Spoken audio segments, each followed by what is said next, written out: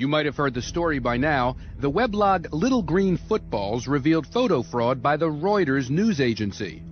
This Reuters photo ostensibly shows smoke rising from Beirut after an Israeli attack. But a closer look shows unnatural repeating patterns in the smoke. It turns out that the Reuters photographer used photo editing software to add more smoke to the image to make the damage to Beirut seem greater than it really was. Reuters publicized the photographer's claim that he was, quote, trying to remove dust marks and that he made mistakes due to the bad lighting conditions, end quote. Yeah, right. In recent weeks, dozens of fake news photos have emerged from Lebanon, each one inflating the degree of damage with the effect of harming Israel's image in the public eye.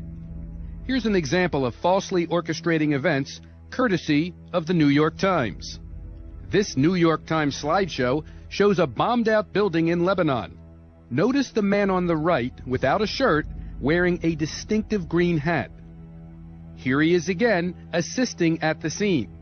Here's the same guy, this time posing as one of the dead victims, being pulled out of the rubble. And there's his green hat concealed at his side.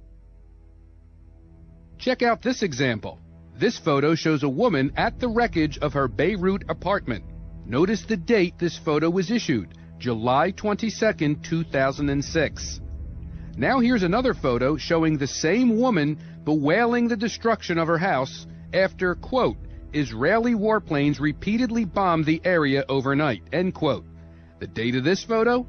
August 5, 2006, 2 weeks after the first one. Yes, it's the same woman, same clothes, same scar on her left cheek, same mark under her right eye. Was her home demolished twice, 2 weeks apart? Check out this one. U.S. News and World Report ran this cover photo of a Hezbollah fighter overlooking a fire in Beirut.